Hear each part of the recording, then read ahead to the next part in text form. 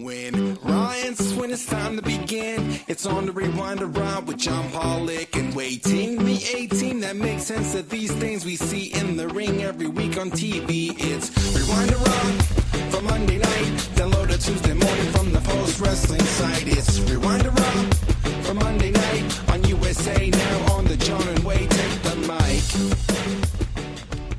Hello everybody, it is John Pollock, joined by Wai Ting, and tonight we chat about the countdown to Netflix as it continues, and they are reminding us over and over, Netflix. WWE is in full court press to alert you to when they are moving on January the 6th. It's what they're good at. They're very good at reminding you. Listen, I will say that the amount that they hammered into my head tonight about this headquarter deal that is happening on Wednesday, I mean, that alone. They're plugging that Fanatic Fest for next June. Next June. I don't know what I'm doing next June. Well, now you do. I'm going to go to a card collectible meet and greet at the end of June in New York City. I don't know. It's Christmas. Your whole next year is planned. Yeah. They don't give you a chance to breathe. And I guess my curiosity is January 6th. Tell me what is going to be on January 13th on Raw. You'll find out on the 6th. Well, I hope they have week 2 slotted. We're going to get into that. We have breaking news today. Big news in Canada. Are you aware, Wai, that our $5 bill is getting a new representative? As it has been announced that Terry Fox will now be adorning the $5 bill, while Wilfrid Laurier will now inherit the $50 bill. Oh, he upgraded. I guess that's how it kind of works. He just totally leapfrogged the 10, the 20. He just jumped to 50. Well, who's on the 50? William Lyon Mackenzie King? No, that's 100. Are you sure? Wait. I think he's the 50. Oh, okay. All right. I don't know what's happening to the 50. I don't know. I don't think it's musical chairs because there's a new person to the party here, and it's Terry Fox. So someone's going to get bumped. I don't think they're going to create a new bill for them. Okay. So King is just gone. I don't know. I don't know what they've. Okay, whatever. Great, good. Terry Fox, not controversial. Really a hero. You know, like one of the best Canadians of all time. So yeah, no one could complain. It would really be hard to dig up any dirt on Terry Fox. So that's a very safe choice. One of the greatest Canadians ever. Yes. Yeah. This would have certainly been a difficult discussion if it was. Egerton Ryerson is going to be on the $5 bill. Yeah, I don't think that's happening. That wouldn't have flown. Ever. No. Yeah, okay. Well, there you go. That's the state of our money in Canada. I mean, we're going to be tariffed to death, so we better. We might as well $5 really make it good looking money here that we're going to be forking. It's not over. really going to be worth much, but all right. How was your weekend? Did you have a relaxing one, a hectic one? Yeah, I'm sure it was like a combination. I probably caught up on sleep. It's really challenging, I guess. Working a job that essentially is a night job, and having to get up at like 7 a.m. So I've been having a really tough time with that. So I'm just trying to get used to it. And the weekends is when I catch up, so they're very important for that reason. Well, that's good to hear. I hope you're well rested. Did you have a quiet day? Yeah, I mean, relatively, yeah, sure, Yeah, my son was homesick today, so thankfully I didn't have anything else going on, so I was able to watch him all day, and he's very self-sufficient. That's the best. That's the best. He was. I hear he's really into Minecraft these days. He's very into Minecraft. We actually said, because he was kind of on the fence. He's like, "Oh, I'm sick. I don't think I should go to school." And we're like, "Okay, you can stay home, but there's no video games during the day." And dude, he didn't touch video games. I came up at one point. He's just there, quiet, reading a book. It's like, man, this is like the most chaos-free 7-year-old. I mean, it's just reading a book. You must have done something right. I guess so. I felt so bad. I was at the end of the day, I'm like, you can play your video game, and then he went to town on Minecraft. Whatever you do in Minecraft, he did it. He crafted a mine. Mines. Yeah. That's it. All right, that's your video game minute here. I have no idea what is going on, but I do know what is going on with regards to the new Raw logo. We had a teaser of what this logo was going to be, and it was, let us say, not met with universal praise. So Paul Levesque was front and center for what looked to be no shortage of like a movie trailer that they released that probably had a 7-figure budget to it, to reveal the new logo for Raw when they moved to Netflix. Oh, wow. Raw. Those are the letters that make up Raw. Red is the color. I mean, my God, this is gorgeous. It's a logo. I don't know what my expectation is supposed to be, or like what is good versus bad. Give me your reaction to this one, which is the original one that aired on the Jake Paul fight. Okay, this one takes me half a second to realize what the word is, which the other one does not. So I can understand there was a little like this just looks like something I would have crafted. Like this feels like I was playing some game like with a touch screen, and feels like a Minecraft build, and it's game over. You know what I mean? Like this does not make any sense. Like this is something out of like, looks like licorice. But yeah, no, like I think that's what's newsworthy here. The fact that they teased an original version of this, and clearly it was met without much positivity, and they opted instead for, I would say, something that's a lot more closer to, I think, the current Raw logo, playing it a little bit. What safer. can you say bad about this? Like what? Like I don't know what a logo is supposed to do that's going to blow your mind. I mean, this is Well, a bad logo could actually do a lot. John, Yeah. Do you not remember? Well, there are plenty of examples of bad logos in professional wrestling history. At least it just doesn't really get you off on a good start, And I think they're playing it relatively safe, and that's probably for the best here with this new Netflix one. Clean, I think relatively inoffensive. If there's any offense to it, it might be the fact that it's kind of plain, but I think plain is perfectly fine. Yeah, when it comes to Raw, this is the least offensive thing. So that's a good point. Yeah, curious what the audience thinks. I mean, that's ultimately the biggest barometer. So, yeah, despite I think your sarcasm, John, like this is something that I personally view with a lot of interest, and I'm sure a lot of other people do too. I go back to when they revealed that Universal Championship. Do you remember that SummerSlam? And the crowd just started chanting and turning on the mat like they hated this championship belt. And by the next pay-per-view, it was just, okay, this is the belt. Because we have to live with it, the way we lived with the spinner. I mean, we'd probably stop complaining about the spinner if there was no sign of it changing. Like, we've had to live through Raw opening with Papa Roach, with Nickelback. I mean... But why do you have to accept that? Because there really is no choice. But now there's a choice. Okay. The choice is requires the audience to be vocal about something they don't like. Well, they did listen, I guess. Mm-hmm. Yeah, and like they listened with this last time, this Jake Paul version until now. With what, Jake Paul? Well, this version. Oh, okay. I mean, clearly somebody listened. Otherwise, this would be the Raw logo. What could have been? This could have been the Netflix era for us, but anyway, maybe they should put out some limited edition shirts with the old logo. They might have had to burn a lot of material. Yeah. Well, we have other news in Canada beyond our new $5 bill. So they are taking the Discovery Channel, and Bell is rebranding it the USA Network. In Canada. Yeah. In Canada, yes. Mm-hmm. So when you see AEW Collision moving to the USA Network, it certainly requires some context. This is going to air on the Canadian version of the USA Network. So I understand. Do you know off the top of your head, do you have Discovery? I don't have cable. So, okay. So your answer is no. This makes no difference to either of us, but this is, my understanding is this is a specialty channel that I believe you have to, I'm sure packages differ of where this comes.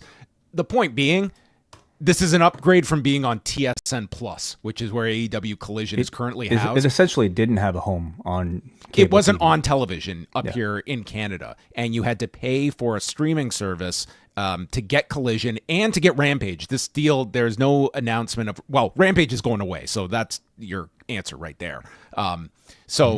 At least if you have cable, there's a decent chance you have this, or at least the accessibility is a lot better than before. So I don't know if this is going to be huge for Collision, but it's an upgrade. It's an upgrade from TSN Plus. Yeah, and maybe more just interesting for those of us in the wrestling space to be able to say AEW Collision is going to be on USA Network, which is just odd. I guess as odd as what? Like, isn't WWE on TNT or something in the UK or something? It was rebranded, to like TNT Sports or yeah. So it's just that kind of sort of strange, similar weirdness, but it's welcome to branding, I guess. Yeah, there will be a free preview of this USA Network in Canada from January 1st to February 28th. So for Canadian viewers, that is of note to everyone. Yeah, it doesn't matter to you or I because we watch on Triller through VPN, which is really the best way. You know how many headaches I've had using Triller? 0. Yeah. Sometimes there are, but it's for the most part, infrequent. It's perfectly It's good. very infrequent, very reliable, no matter what country I'm swooping in from. Strong Style Evolved went down on Sunday night. I've only had a chance to see the main event so far with Mercedes Moné and Hazuki. Awesome main event. This, Mercedes Moné followed up this Chris Statlander match with another just excellent main event match. It's not like they had this giant crowd for this match, but it was these two were terrific. I would say the Moneymaker is still, she is not giving this thing up, but it was two Moneymakers that led to her victory. Really worth going out of your way to see the match. Karen Peterson and Bruce Lord have a whole review of the show up now on the Post Wrestling Cafe. But some of the news coming out of this show is that after Moné retained the title, she issued an open challenge, which was answered by Mina Shirakawa.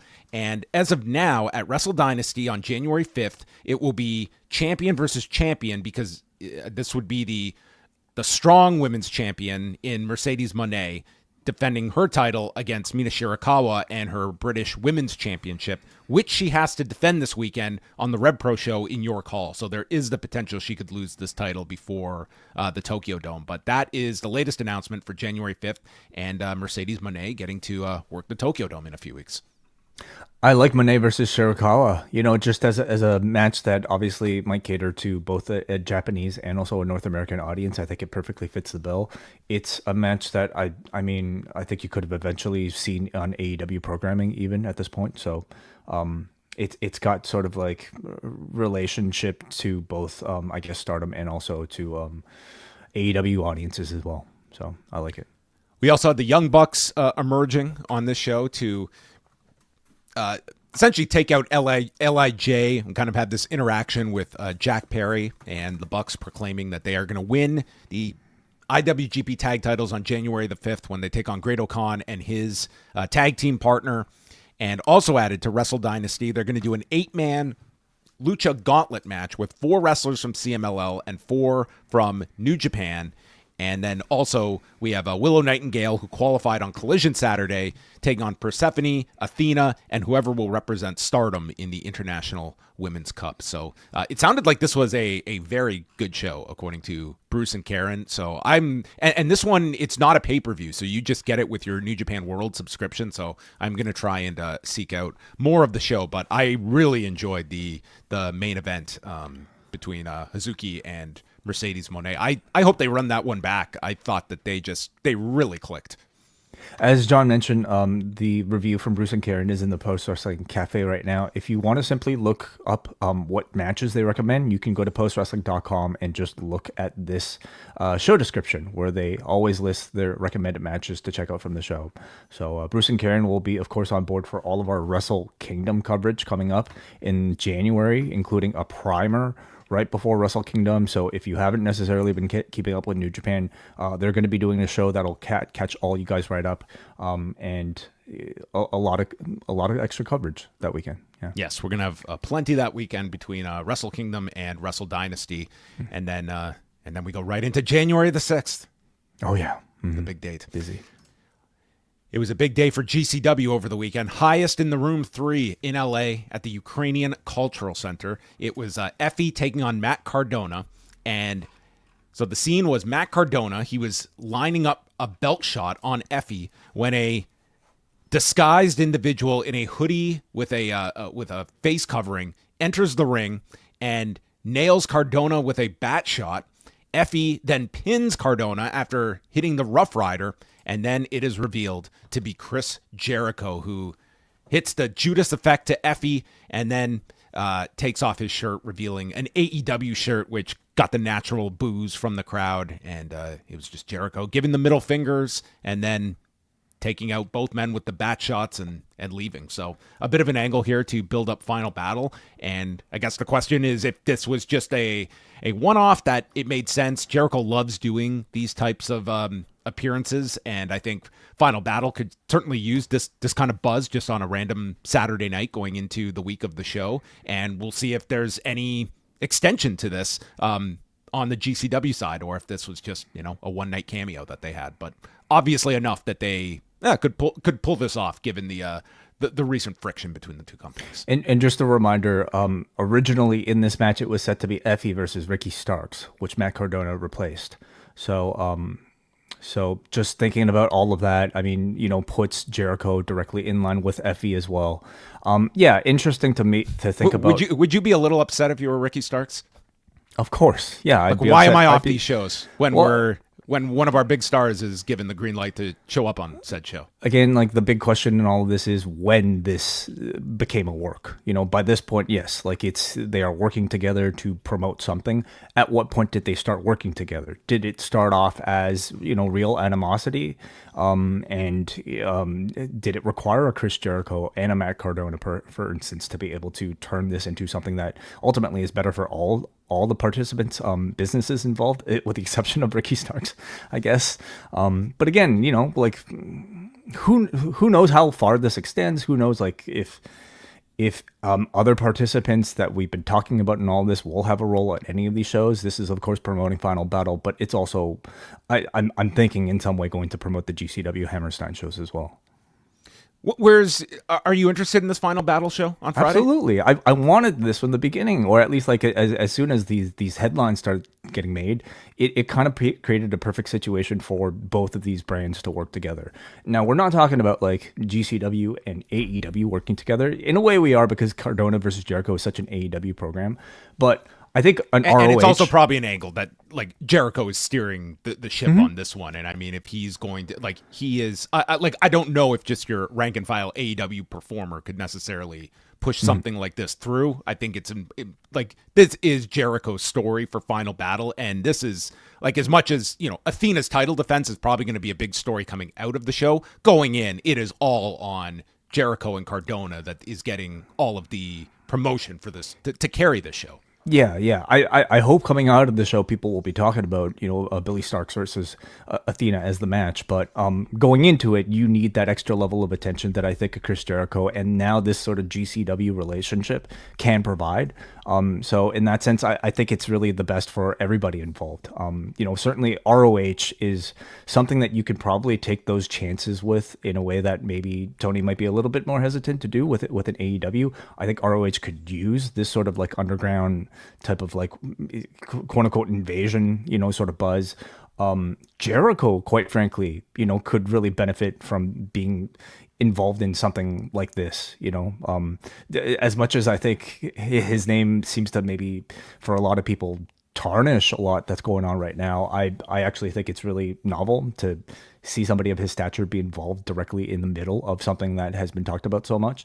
And I think it's beneficial for GCW. How much have we talked about this GCW show over the past week? Doesn't it surprise you how much we've been discussing it as a result of these stories? I mean, all the stuff with Effie, I think, it did. I think you just bring the show up more. It will be interesting to see once we cut. We're a month away from this show and how much buzz they can garner over this next month to get that word out. The last update is that this is around like 800 tickets that they've moved for this show. So there is still a lot of room. Like they've, that's under half of what they had their last time at Hammerstein Ballroom. So, this show does need a spark, and I'm certain if they can get that in any way, shape, or form, I think they're going to be all ears to any ideas that come their way to capitalize off of what's happened to them and turn it into something that can generate business for them for the January 19th show. All right, and speaking of on the road, NXT is going to be in Lowell, Massachusetts on Tuesday night. Just under 1,500 tickets are out for this show. Is that a good number for NXT on the road, for like NXT proper? Like where do you kind of view NXT in these like selective dates going on the road? So interesting to ask, because I would say by most metrics, a WWE branded anything like this would be a disappointment, wouldn't it? But I mean, if you're, going by the idea that this is your developmental brand, what are the expectations for an NXT? Like, what's really been established for it? I mean, you are granted, it's like the weakest of them, but this is a product that is on a network. This is 2 hours of national television, and I think like it's a weird barometer of how we measure NXT, because I think it's one where, I mean, if they are drawing comparable numbers to Dynamite, then there should be comparable expectations of what they can do. And like NXT, it's not as though they're doing weekly touring for their shows. Like this is once in a blue moon that they take their TV on the road and then they do their PLEs. So I think it's an interesting look as well when we're seeing outside of just main roster WWE, that even something with the halo effect of WWE in NXT, that does not mean instant success. It was like 2,000 at the Deadline show a week ago, and here you are 1,500 in Lowell on Tuesday night. But the lineup they have includes Trick Williams against Eddie Thorpe for the NXT title, Axiom and Nathan Fraser against Wolfgang and Mark Coffey for the NXT tag titles, and Axiom doing double duty where he takes on Oba Femi as he double booked himself. Sol Ruka and Zarya against Lash Legend and Jakara Jackson, and just added is Jada Parker taking on Ren Sinclair. So that is the show for Tuesday night, and they are taping 2 episodes, I believe. So after tonight, there's a double taping tonight in Boston. So this, the main roster crew, and they taped on Friday 2 episodes. They are off for 10 days after tonight, the main roster crew, until December 26th, which is... That's like teachers getting the summer off if you're a WWE performer. That's an incredible break. Yeah, what are they going to do with all that time? I don't know. Maybe like go home and spend Christmas with your family, Minecraft. Or just, I don't know, sleep. That sounds great for 10 days. The Holiday Bash from AEW is Wednesday night in Washington, D.C. In the Gold League, it is Will Ospreay taking on Darby Allin, Shelton Benjamin taking on Beast Mortos, and Mercedes Moné taking on Anna Jay for the TBS title. They did a really good segment with Ospreay and Darby on Collision Saturday night, where they gave the explanation of why Ospreay is not in the midst of this fight with the Death Riders, that he has lost on back-to-back pay-per-views. He needs to win this Continental Classic because his momentum has stalled and he can't be fighting this other battle. He needs all his attention on this, but that when he wins this tournament, Darby can call him and he will be the first guy to back Darby. So that was a great explanation. And as much as we have not got the Collision number yet, I am sure it's going to be a rough one. That show was excellent on Saturday night. It was one of the better 2-hour AEW shows in some time. I thought that was just an excellent show from Kyle Fletcher and Mark Briscoe. The 10-man tag that just felt like Orange Cassidy was incredible in this match. The heels, like the Premier Athletes and MXM Collection, just feeding for these guys. I mean, the crowd got so into this. The crowd in St. Louis was very strong. Willow Hader. Jamie Hayter and Willow Nightingale had a great match. You got like the return of Julia Hart. This was hardly some throwaway show. I thought between both Saturday night's main event and Collision, like those were 4 really, very enjoyable programs that both companies put out on Saturday. And 2 very different shows. Totally offered different by shows. The companies. Yeah. This is exactly, I think, the type of buzz you want coming out of a Collision, even if nobody's watching on first run. You want people to feel like, hey, I might have missed out on it, but maybe I should go back and watch it. You never want to throw in the towel for these sort of shows. And I guess that's what, having a stacked roster can do for you. That's what having something like the Continental Classic can do for you. Yeah. So and the Action Andretti Leo Rush versus Top Flight match was another excellent match on Collision. So that definitely got my recommendation. But there you have it. Oh, and they have also added for Saturday's Collision taping at the Hammerstein Ballroom, Will Ospreay against Ricochet this Saturday. What do you think about that placement for? So they have the same deal where I don't think it's NBA they're following, but they are following some sports event on TNT, and they'll be live on the West Coast.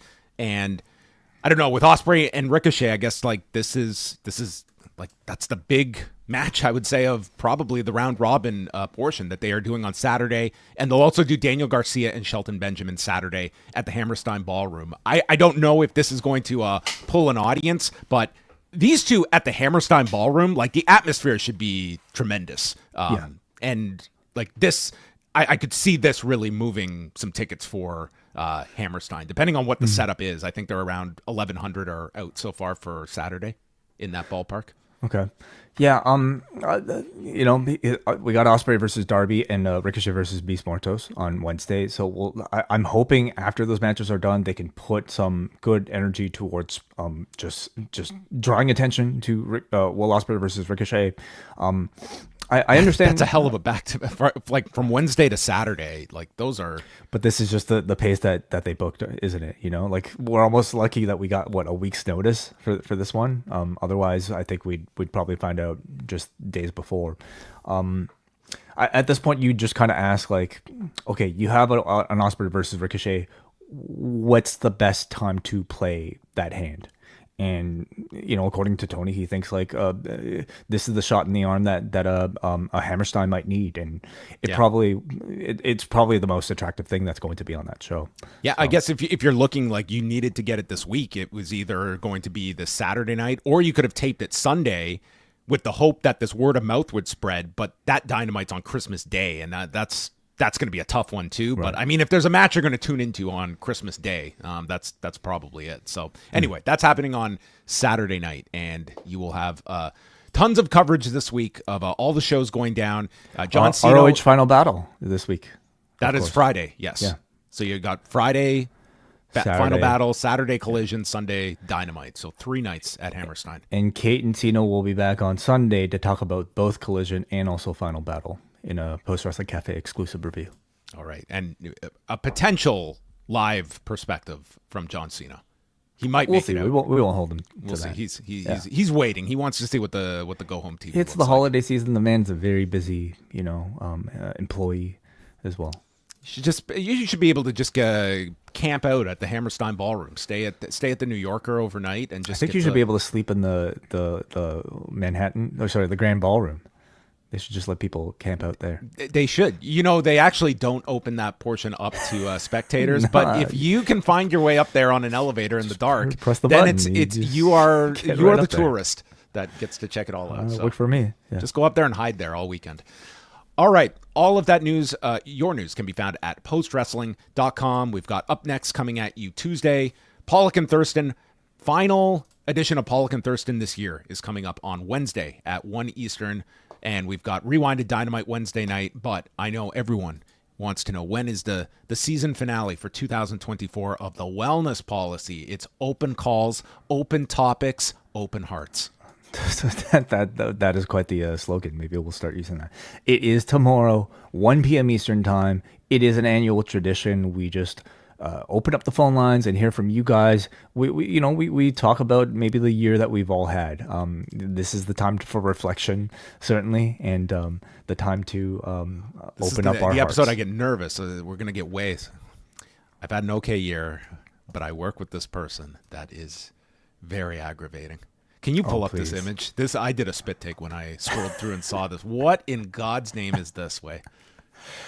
Well, we were trying to come up with an idea for graphics, and then Neil, the artist, our man, a man of many talents, writer at postwrestling.com, but of course, now I think published AI artist Neil Flanagan posted these. What I think they're in the new iOS. You type in a prompt or something, and it gives you these awfully hideous and creepy avatars for yourself using AI. And I thought, perfect, I'm going to use those. And here we are, Neil, myself, what looks like myself in some ways, and Jordan Goodman in AI form representing in the post wrestling thumbnail. I have a love-hate relationship with AI. This is not swaying things towards the positive, but when you want to create something really creepy, I think AI is actually great for it. Yours is the best, right there in the middle. Wonderful. Yeah. All right, well, that is coming up Tuesday at 1 p.m. Eastern time for everybody to check out. But now we are going to check out Monday's edition of Raw from the TD Garden. 10,968 tickets distributed. And it was a very big night of Monday Night Football competition. Not one, but two games going on tonight with the Bears and Vikings on ABC, and then the Raiders taking on the Atlanta Falcons on ESPN. So for some, I'm sure it was picture in picture in picture following all of this. How many pictures could you fit? I fit one myself. I was not keeping up. But we get footage at the beginning of the package pile driver, the banned package pile driver, onto Cody Rhodes. I guess they got a consent form from Cody to air this. I kind of preferred it when they were playing as if like, this isn't supposed to happen, like almost as if like. I guess even for the Randy one, they weren't necessarily doing that, but like initially for the backstage attack, they were so protective of it. To the point where they didn't even show it. Remember the first one with Cody? Remember the one with Cody? Wasn't it? Oh God, was it Sports Illustrated that obtained the footage? Sure, yeah, of the attack. Yeah, I guess they felt that maybe that wasn't effective, but it's kind of weird to see them talk about this like awful band maneuver, the pile driver, while at the same time almost celebrating the fact that it has 45 million views on YouTube. I thought it was going to be the most nitpicky thing, but No. I wrote down that exact thing. We're watching Cody in a neck collar on a stretcher as they're promoting 45 million views. I was like, does anyone have an ounce of like the tone here of what you're trying to get across here? Like I am sure that this was not exactly the way you would have promoted, Ricky Steamboat's trachea being destroyed. That, hey, it got 54 article mentions in the local newspapers. It just kind of takes you from the immersion. So I personally don't think it's nitpicky because we're talking about like producers of professional wrestling in Paul Levesque and Elite Fitting that seem to care about that detail a whole lot. This was a massive angle. This was your top star potentially being paralyzed is the idea they wanted you coming out of that angle with on Saturday. So yeah. I had the exact same reaction. So I imagine we were not alone. CM Punk starts off the show, coming out, points out a dude wearing a New York jersey in Boston, and he's in a bit of a bad mood because of Seth Rollins, and it's only a matter of time before we lock up, and I hear that stupid music, and he's going to tiptoe out here like the Purple Pie Man, and he did his best. Ha-ha!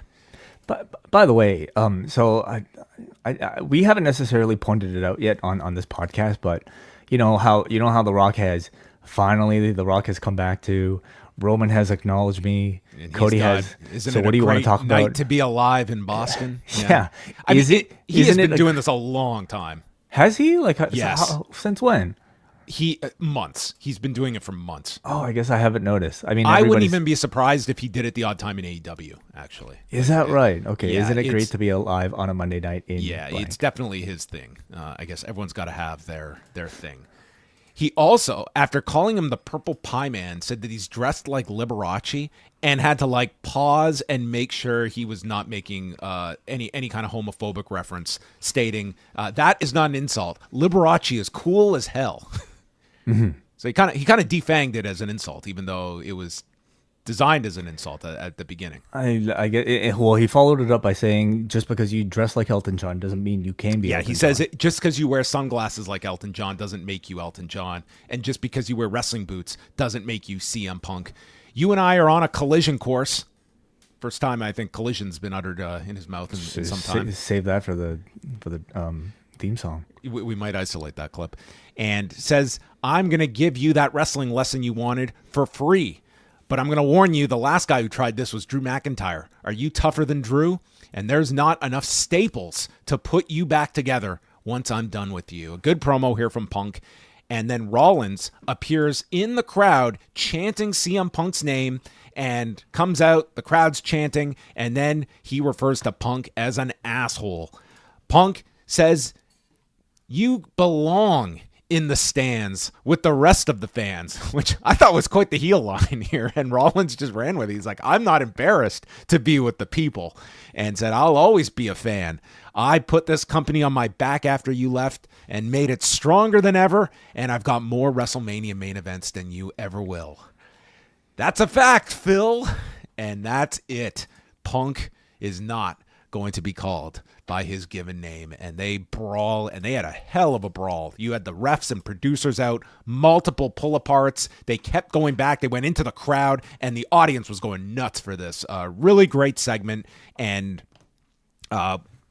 yeah, well, let's just talk about the opening segment. This was about 15 minutes, tons of intensity, and this crowd, like they really shot this well. Like especially the rejoining wall on the floor. It's just everyone was on their feet. They really conveyed the bedlam they wanted out of this. I thought it was another really excellent verbal exchange between the two.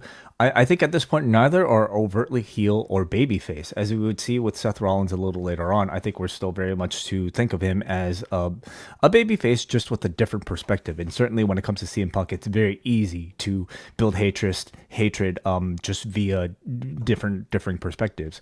But I thought like the sort of back and forth they had, again, felt incredibly logical, I would say witty on both of their parts.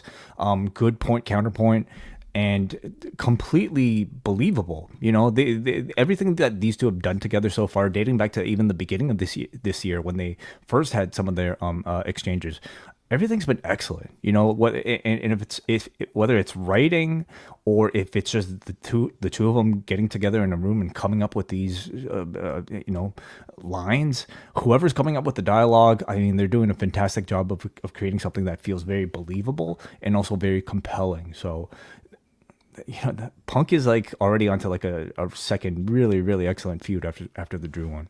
Did you watch the interview that they did with Punk with Coco Beware after Saturday Night's Match? Yes. I know everyone's fixated on the moveset and the Hangman comment. Watching it, when Peter Rosenberg suggests starting the Coco Beware for Hall of Fame campaign. Oh, man. And Coco Beware storms the interview to clarify, I'm in the Hall of Fame. And he wanted to make it perfectly clear he is in the Hall of Fame. Best moment. I thought this was great. Coco Beware was amazing. Yeah, I mean, I kind of cringe. And he didn't even look at the camera. Like, we only saw the back of his head for this whole thing. Well, he needs to attend the Kevin Dunn School of hard cam teaching, I think. I cringe for Rosenberg. I mean, I think we've all been there on this side, you know, getting certain things wrong.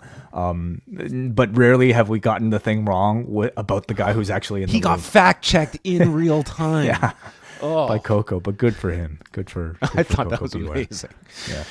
So, great segment, as we mentioned here. We go to the Judgment Day. Finn is annoyed that none of the Judgment Day were out there on Saturday. It was 2-on-1 against him. And Liv reminds him that they are banned from ringside tonight, and they're continuing to build up this tension, almost for leadership of the group between Liv and Finn, as they kind of half-jokingly mention that if you listen to Finn, you'll always win. So we kind of have these divided factions within Judgment Day with the Raquel, Dom, and Liv, and then JD and Balor with kind of Carlito almost like caught in the middle. Mm-hmm, mm-hmm. So I guess it makes the Judgment Day a little bit more interesting, but I'll say this incarnation of the Judgment Day so far is not nearly as compelling as I think what came before with Rhea and Priest. You know, you take out Damian and Rhea Ripley, like that's it's very hard. I understand, yeah. But I think they're trying to build something here. You know, some sort of internal conflict storyline. Where exactly it's leading, I'm not really sure because I can't really see them breaking up the group just yet. They barely kind of really got started with them. Adam Pearce is furious with Seth Rollins. Rollins wants to fight Punk and said, he'll do his job if the two of them can allow him to do that. So Rollins then turns around seeing Drew McIntyre and reminds him about Drew reminds him about the advice Rollins had given him to get over Roman Reigns and the Bloodline. And Drew explains everyone is fooled except the two of us. And all of them, including Jay and Sammy, need to be taken out. Rollins says that I took Roman out of power, and who was standing with me? It was Jay and Sammy. They're my friends. You are not. I respect Sammy and Jay. The jury is out on you, and I'm off to do something you couldn't do. And that's end CM Punk. I really like this interaction, and I think like this is where I think in the prior direction, these two would just be like black and white. They'd be friends by the end of this show. It's like, oh, we're now fighting the same enemies. Instead, this will take forever. And when they finally like are in alignment, like that's a long-term thing, but they're not disrespecting this whole past year that these two have been at each other's throats, that you can't just withdraw that from everyone's memory. And working towards like they do have this common enemy, but that does not mean that their friction is erased. It's almost kind of cliche at this point to say like in modern professional wrestling you have shades of gray characters. Like I find often that's used to excuse what is ultimately like poor writing that's not necessarily hitting with the audience. This is not one of those cases. I think especially with these sort of characters that are like bloodline adjacent, or at least people that are like being developed from the fallout of their interactions with the bloodline. The sort of complexities of their relationships with people who are still choosing to associate with former or current bloodline members allows for really, really interesting gray area that I think they're doing a very good job of exposing to a wider audience. And you have, sort of the poster boy for that here in Drew McIntyre, now doing his best to try to lure Seth into the dark side, to see things from his perspective, and Seth continuing to fight it. So at this point, like he's still very, we've already seen this with Seth, in his inability to simply side with Solo Sikoa simply because he hates Roman. Because he hates Roman doesn't mean I'm going to team with you, Solo Sikoa, for War Games. And we're seeing something similar with Drew. But whether or not this is leading to an eventual full turn from Rollins, or if this is just to continue to show the audience that Seth is still good, believe in Seth, I find it very fascinating either way. What if Seth somehow bridges the gap between Drew and Jay, and after all of Drew's torture of Jey Uso, finally the men have to sit down and talk this out, and Jay reveals, Drew, I wasn't even at Clash at the Castle. And Drew realizes, oh, here's the footage. It was your brother. Yeah. I'm sorry. Yeah. But have there been no instances where like Jay has played a role in screwing Drew, or is Jay completely clean? Anyway, that's something for Jay to have brought up months ago. The initial issue was Clash at the Castle, where his championship was ripped out of him, and no Uso to be seen of Jimmy or Jay on that show. But anyway, we digress. Late for that. So we go to our first of 3 matches, and I would love someone to, like, I wonder if you have to go back to when Raw was a 1-hour show to find a Raw that had 3 matches. Like, maybe there was the odd episode, but this had to be one of the least number of matches on a Raw in, I couldn't remember the last time. I wonder if the fact that it was a double taping let them feel like more able to get away with something like that. But I'll also say, like, in watching the 2 hours, you also got a super lengthy match. I didn't feel shortchanged for the 2 hours at all. You got a really lengthy. You got 2 title matches, including a title change. And again, I feel like I'm repeating this over and over. Like, this audience, like that Rollins Punk segment, like that is the big appeal for a lot of these shows. You get these big segments with stars, and that is satisfying a huge amount of your fan base, more so than like just up and down match. And in this case, like, you got an 18-minute IC title match between Bron Breakker and Ludwig Kaiser, and this was just all Ludwig Kaiser attacking Bron's left arm and shoulder and just constantly cutting him off. And it was almost like this was just challenge of Bron selling this arm and how you can make a logical comeback using one arm and how effective he could be. And it was just constant cutoffs by Kaiser, would snap the arm, stomps the arm, and they went through 2 commercial breaks. Breakker is fighting back, finally hits a flying knee, stopping Kaiser's attack as the crowd rallies behind him. I mean, as much as we talk about like shades of gray, there was no shades of gray here in the storytelling of this one. This was Bron Breakker, and the audience was behind him, and it was all structured for that. He does a one-armed comeback, including his Frankensteiner off the top. Bron then runs shoulder first into the buckle, and Kaiser goes to run around the ring for the basement dropkick, but Bron has disappeared into thin air. I thought maybe the Wyatts had taken his life form, but he had hidden under the ring, pops up, nails him with a flying shoulder tackle, and then rolls in Kaiser, gutbuster. The straps come down, and he hits the spear with his one good arm and pins Kaiser in 18 minutes, 12 seconds to retain. A really strong babyface performance from Bron Breakker here. Very good selling of that shoulder throughout, and very good, believable, varied limb work from Kaiser. So, yeah, like very strong match for those of you that are looking for a good quality in-ring performance. That's kind of what the IC title should really be right now. So it's interesting to think if like Bron is at this point, like, would you consider him a fully cemented babyface, or is he more the type that just is able to switch depending on who he's facing?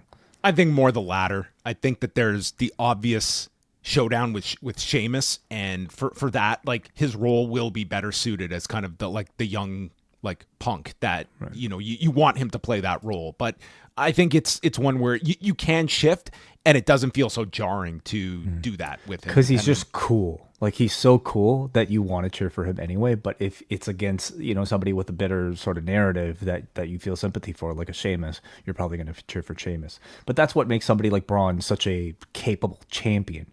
Like he's the type of wrestler that you can tell multiple different types of stories with. The New Day arrive, and the way that WWE had promoted this over the weekend was Kofi Kingston returns to his hometown of Boston. That was like how they promoted tonight's show. That really didn't play into things, but I guess sure. Unless he's got something bigger for the double taping, but I mean, I don't think he's got a match for the double taping. They haven't announced it. Did they announce anything for next week? I saw Fightful's report about at least what's on the rundown. Okay, so, gotcha. Yeah. Well, they enter, or at least try to enter the locker room, when the locker room leader, Rey Mysterio, stops them and explains how the locker room doesn't agree with what they did to Big E. They crossed the line, and it's best that for your own good, you find somewhere else to change. Wood says, well, we didn't even want to share a locker room with you guys anyway. And they were kicked out of the locker room here. They were the Miz in 2005. They're Miz'd here, yeah. I just checked Fightful's report again, and there's at least a New Day promo on the second show. So that, I guess that qualifies enough for the live audience for homecoming. I mean, this just seems to flesh out perhaps the locker room reaction to the scene from the Big E interaction, and were they allowed in the locker room last week? I guess they didn't need the locker room. Maybe they did they just show up at the arena last week and go straight to the ring? Did they not? Were they not there all day? Maybe they didn't have jackets. Maybe last week was such an uncomfortable atmosphere in the locker room that they all had a vote during the week on like WhatsApp, and then they decide, you know what, Ray, we can't do this again. I guess interesting that it's a double taping. It's going to be an even longer day. We can't do a whole night of 2 tapings with the New Day. Probably something to that. I like how they decided to choose Rey Mysterio. I mean, they clearly needed some sort of like veteran voice, and I guess if it wasn't Rey, who else would it have been? Like it wouldn't have been Otis. I don't know. I'm not sure. Am I the only one that thinks that like had you had like a JBL like figure, the optics of you can't dress in here might have rang a little awkward for people that aren't really following this story? If it was JBL, yeah, okay, sure. But this is just like what? Oh, okay, that's what you mean. Sorry, you can't dress in here.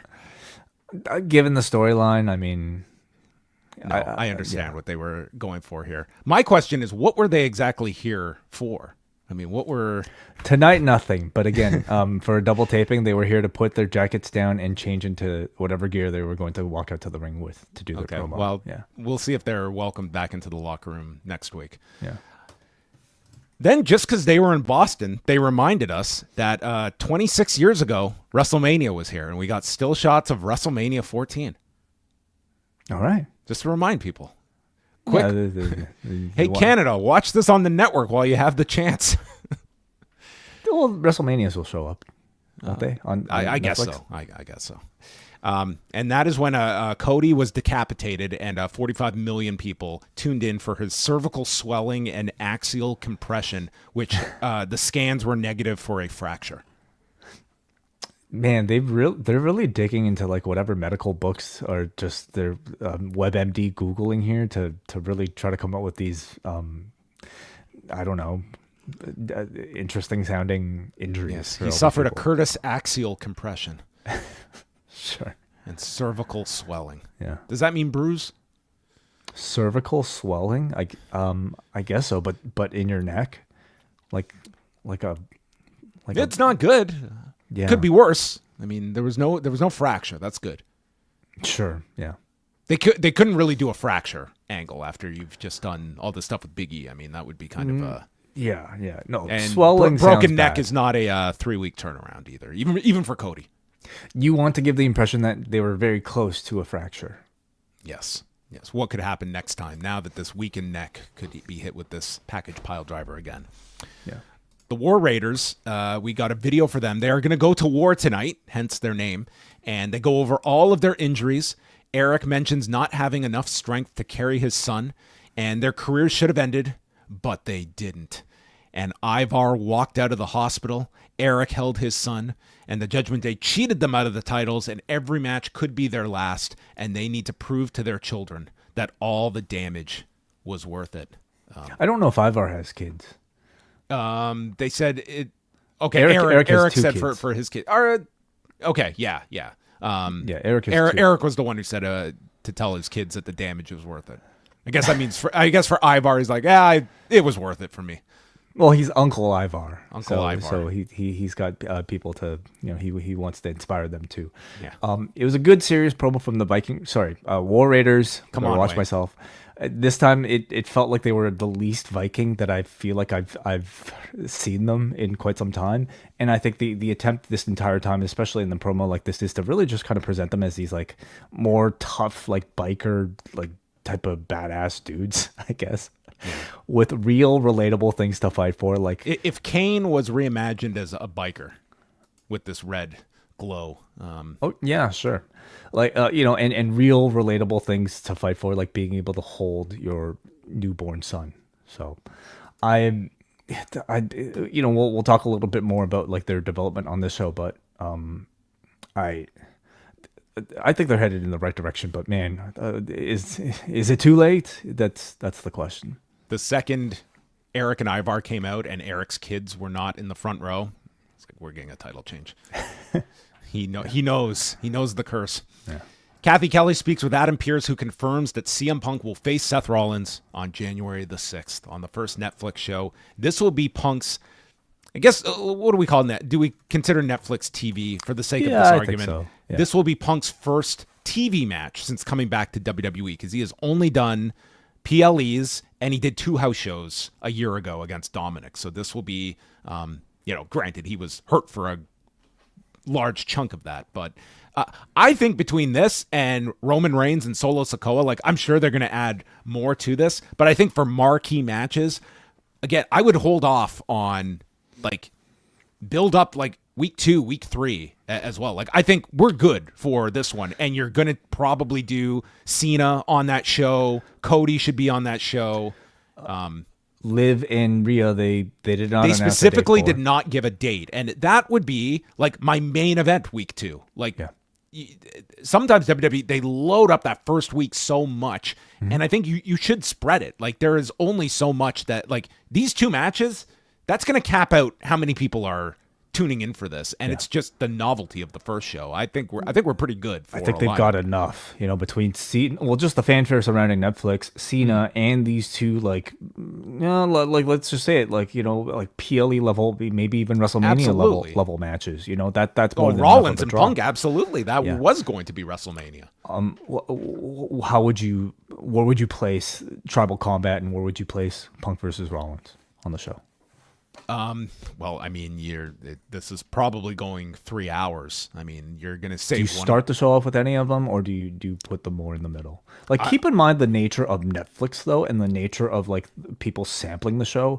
They're not tuning in into the middle of the show. I'm talking about people watching on archive. They're not going to tune in the middle of the second hour or something. When people start a Netflix show, they started from the beginning. So that makes the beginning segment of a Netflix anything that much more important, doesn't it?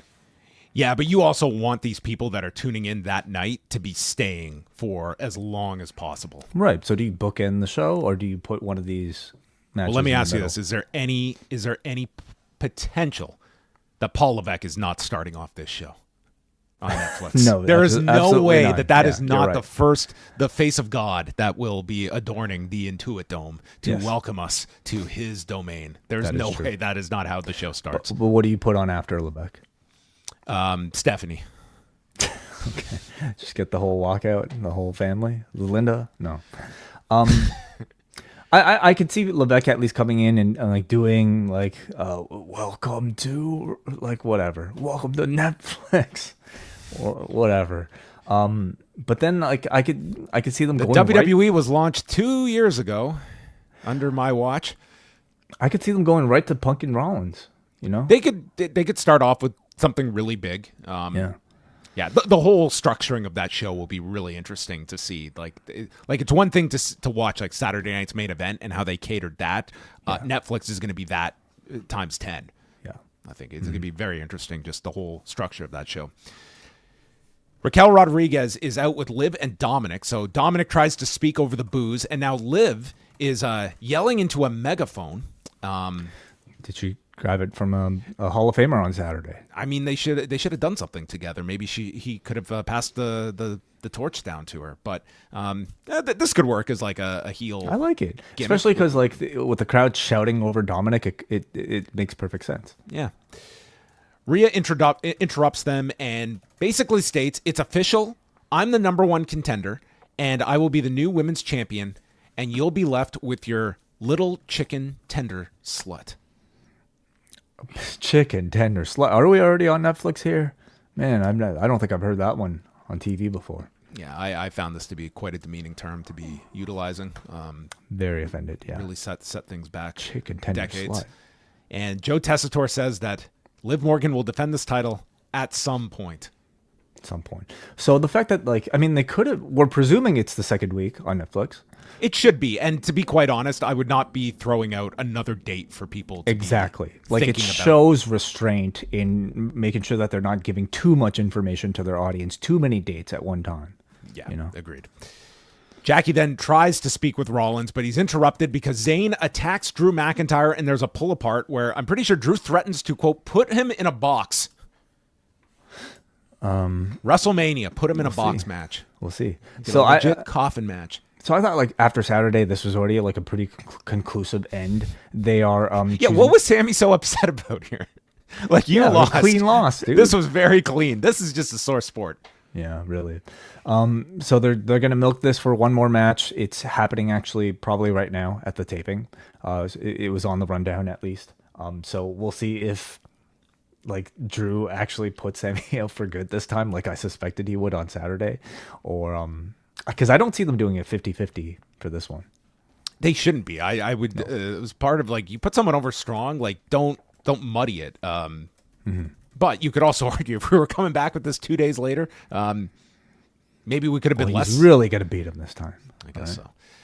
Miz is trying to get out of the Final Testament after their win over the Wyatt Six, but he's now being held against his will as Karrion Kross tells him that you are not going anywhere, and you are to go to Adam Pearce to get a match with Dexter Lumis, reminding everyone that Lumis kidnapped and tortured The Miz. And Ellering speaks stating he saved The Miz twice. It's like, dude, you blinded me with powder last week. You had a horrible aim on that.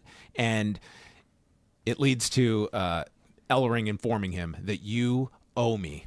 So now we have two outstanding favors in WWE storylines to keep an eye on, both involving Paul. Oh, that's right. Yeah. One of them I think people care a lot more about than this one.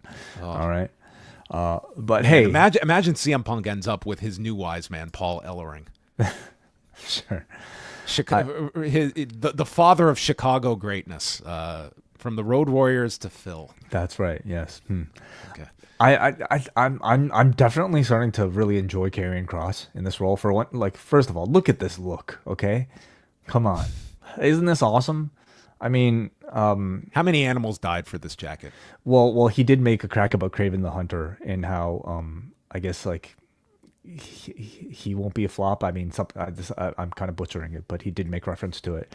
But I do think like Kross is in the midst of this like great little comeback. He kind of went from being a very generically evil villain to somebody who seems to be aware of how almost like he's almost more of a parody of a villain right now, and I would say like a sharp parody at that. You know, somebody who is keenly aware at sort of what his role is. He's not here to play top level like Roman Reigns type of Solo Sikoa level type of villain. He's here to play like almost comedic mid card villain. And if you watch his facial expressions in this sort of segment, he's actually very entertaining to watch.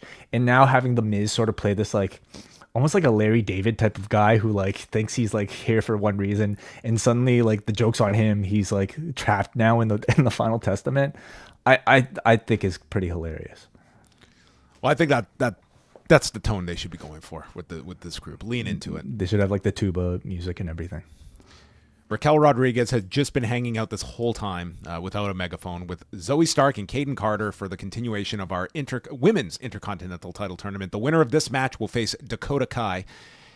Early on, it's Raquel with a double avalanche, and then I thought these three, like they worked fairly well together. Stark super kicked Raquel on the edge, and then Raquel boots Stark, and then Carter hits a tornillo through the ropes, taking out both. That set up the commercial break, and then Carter hits this spinning neck breaker to Stark while she is figure fouring Raquel's leg. So that was a cool combo.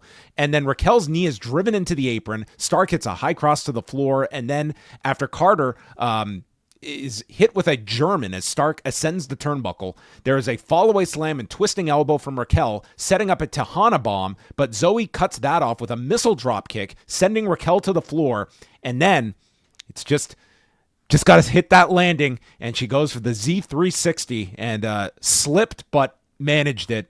It was enough. It did connect at least, but yeah, like after that prettiest, the not so prettiest moonsault ever on Friday. This was Kobashi Junakiyama in comparison. So hits the quote unquote hits the Z360 and pins Carter. It was more Carter. of a Z320. That was it. It was on its way. It was on its way. Okay, not a full rotation. 9 minutes and 21 seconds. For the most part, I thought they did like well. I haven't been the biggest fan of these three ways that both tournaments have mirrored. I just think like some of them, it just has felt like it's offset the rhythm. This was one where I didn't think that was the case. In almost like every case of these three ways, they tend to include somebody who has never been on TV in months, and in this case, it was Kayden Carter. But you know, like it sort of resulted in some like very interesting appearances that has helped people, like a BFAB, for instance. You know, like it's really given her something that I think the audience might be looking a bit more forward to in this match. Kayden and Katana are, I think, very underutilized. I think they're a great team together, and whenever they do get time on TV, like I always find their TV matches to be pretty entertaining. I don't even know the last time I would have seen Kayden Carter in a singles match, you know, or at least with her as a singles competitor. Mm-hmm. So like this match, I thought really made an effort to showcase her by giving her like the cool spots and really kind of building the match around her. And I thought she like lived up to the task, you know. I thought she looked good, or at least better than like she does in my mind. So she wasn't going to win. Raquel kind of is already like at a certain level of stardom, so therefore they give the win to Zoey. So we'll see if in Zoey Stark's next match she can really gain some of that spotlight, because I think she really needs it too. Yes. So Zoey Stark and Dakota Kai will be in the semifinals. Alpha Academy are asking R-Truth about their commercial that aired last week and what he thought about it. He liked it. And then R-Truth refers to Butch. So Pete Dunne comes in. I swear to God, this is the Groundhog Day of WWE storylines. He comes in, he's upset about being called Butch. And this is your last warning, Truth. This is your 46th and final warning, or else I will break your jaw. So this wasn't quite, I'll put you in a box, but he threatens to break his jaw, and then he leaves. We don't have any transfer window happenings on this one. We know Braun Strowman is the first person to move from Raw over to SmackDown. No updates for the other way around, I suppose. But I'm begging that these two are split up. Oh. Butch and Pete Dunne and Truth. Is Pete Dunne on Raw? I hope so. Then American Made walk in and talk about going in reverse. They are now revisiting and restarting a feud with the Alpha Academy, where Chad Gable is going to destroy them, starting with Tozawa. And I was waiting for the challenge from Tozawa to face him on January the 6th, but maybe American Made. That's a national holiday for them. They won't be working. I think it's a Mania program. We've got other plans. Yeah. Again, like speaking of the transfer window, this could just be sort of like a last hurrah for these two. I mean, certainly with both of them having done everything together, it's probably time to split the two of them. So maybe this is just like a final goodbye. They're going to the USA Network, just not in Canada. No. Then Jackie is with the New Day, and they are with their luggage. They're still looking for a locker room. There are like 20 minutes left of Raw. Again, double taping, John. Okay. They never called this a double taping on the show. I'm just stating. But anyway, catering's really good too. Okay. They call out the biased journalism they were privy to last week, and then they are disrespected because something more interesting happened. Kairi Sane was taken out by the Pure Fusion Collective, and that ended this segment. Yeah, so first of all, it's to heat up the Dakota Kai match with Zoey Stark, and also takes out Kairi from the tournament. So, that's right, because it's her, Natalya, and Alba Fire. So we will get a replacement for Kairi Sane. Yeah, which one of you is that on the second taping? Yeah. Well, who's the replacement? It's Io Sky. Sorry, okay. That probably interests more people than not. So I mean, I don't know who wins, but the question is, does Io Sky advance? Would Io Sky advance? And if Io does, she would face, who am I thinking? Who's she in the brackets with? Let's just look at this. IC title brackets. I've got it here. Lyra Valkyria. Okay, so assuming Io would advance, because it could also be Natalya. You could do Natalya as well. But you do have that history with Valkyria. But why do the whole angle with Kairi? I agree. I would put Sky and Valkyria in the final four, and then we got Kai versus Dakota and Stark. So could it be? It could either be Stark versus Io, or it could be Dakota versus Io. Would be interesting as well. Mm-hmm. All right. Well, there you have it. At a date to be determined. Yeah. I don't know if you missed this, John, but there was like a teaser video for somebody. Oh, I didn't. I think I skimmed through this and thought it was a Netflix ad, but what was this? So coming back from break, we saw this like flashing thing, this circle with a line across it. Obviously a 0, and so I think very most likely be teasing Penta, El Cero Miedo, which is interesting because it suggests that he'd be going directly to the main roster, skipping NXT. Yeah, I mean that would be, that's quite the statement right there. If they're gonna just listen, as we've talked about, I think everyone is expecting the expansion of these shows, and I think it's going to be like that's going to be going into a lot of the thinking, not just of the transfer window, but you have a name like this that we can put on national television, and we feel very comfortable that it's going to translate with people. Yeah, this is also a time when look what they do with Shinsuke, and think about once they get their hands on a Penta. So. I can see the thinking, maybe wanting to capitalize on the buzz or whatever buzz there might be online, surrounding Phoenix and Penta, in wanting to just like put him on the main roster immediately. I do hope they have a big plan for him instead of just like putting him out there. Hey, here's a guy, have him feud with like Legado and the LWO, put him in the LWO. I mean, I would hate for him to just kind of be lost, rather than somebody that's actually built up. Then we go to the main event, which was Finn Balor and JD McDonagh defending the tag titles against the War Raiders. So to recap, everybody, we have Ivar from the New England area. We have children that are at home watching dad. And we have a double injury comeback story. Okay, so the boxes have been checked. Yeah. And early on, they execute scoop slams onto Judgment Day as we go to our first commercial break. They get the advantage on Ivar until he hits a handspring double elbow and drags JD with him as he tags Eric. They end up taking Eric, and he gets tossed into the steps. That sets up the second commercial break. And as Ivar manages a seated senton and a cartwheel kick, the crowd is chanting war, and they're really getting behind the War Raiders at this point. And he captures JD off the second turnbuckle with a world's strongest slam. Then Balor comes back with the sling blade, shotgun, and then JD hits a moonsault, followed by the coup de grace, and Ivar makes the save for Eric. Huge pop for the save.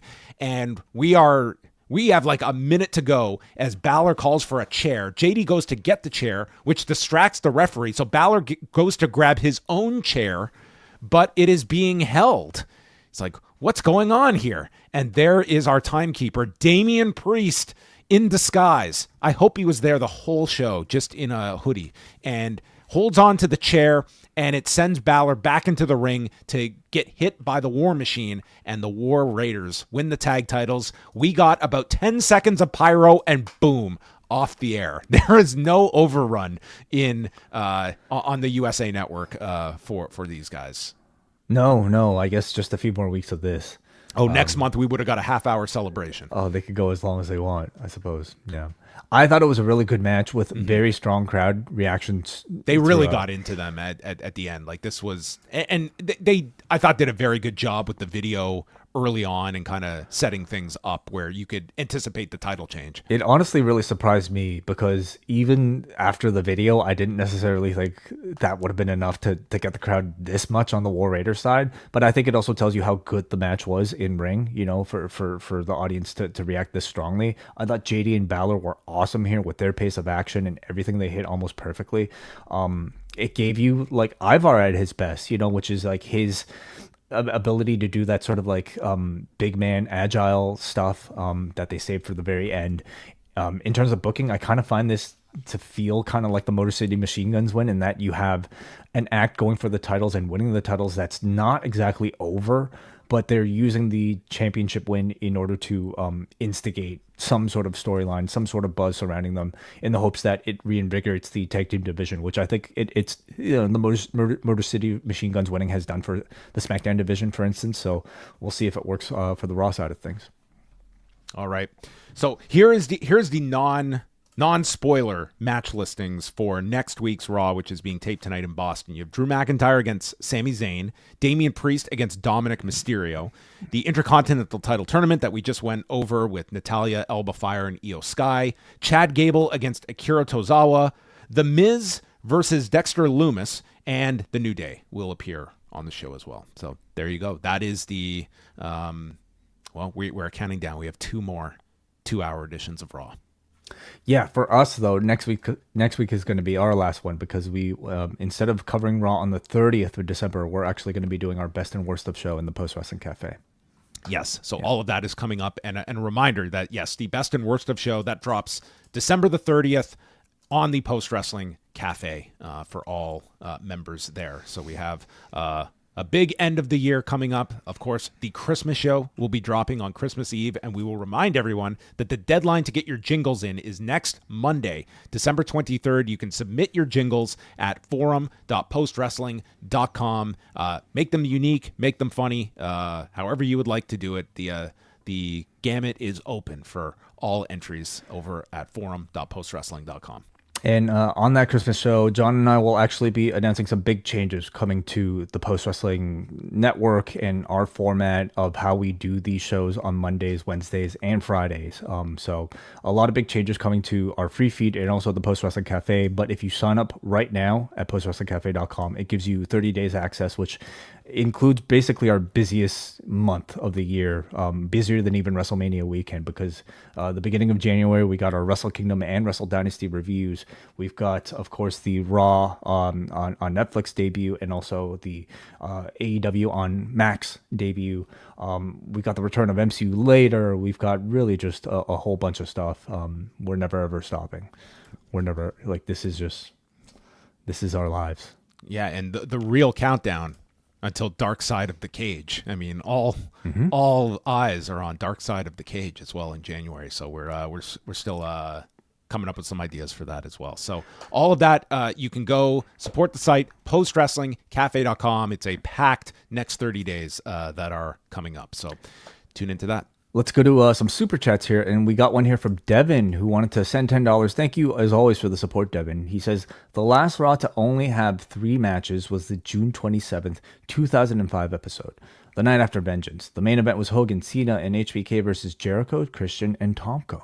All right, there you have it. So 19 years we're talking here. So almost 19 and a half years in between. So there you go. Thank you very much, Devin. Thank you. Let us go to some. Do we have any more? You want to go to feedback? Let's go to feedback from forum.postwrestling.com. Okay, I'm pulling it up. Let us start then with Manny from Pacoima. Once again, I've forgotten that Raw is 2 hours, so imagine my confusion. They cut the pyro. These Rhea versus Liv and Finn versus Damian feuds really need to come to an end, but please end them next week and not in Inglewood. I rebuke it. Really looking forward to Seth and Punk. The clouds are darkening. His presence is near. That vignette. Penta God is coming. To finish off, I want to once again give Neil Flanagan many thanks for asking my question on the photography episode of The Wellness Policy. I took what are definitely some of my favorite pictures over the weekend at GCW and Metal Mania that I'd love to share. 2 of Tara Zepp and 1 of Alec Price and Dr. Redacted. These are some great photos. Damn. Yeah, wow. I'm looking at these. These are...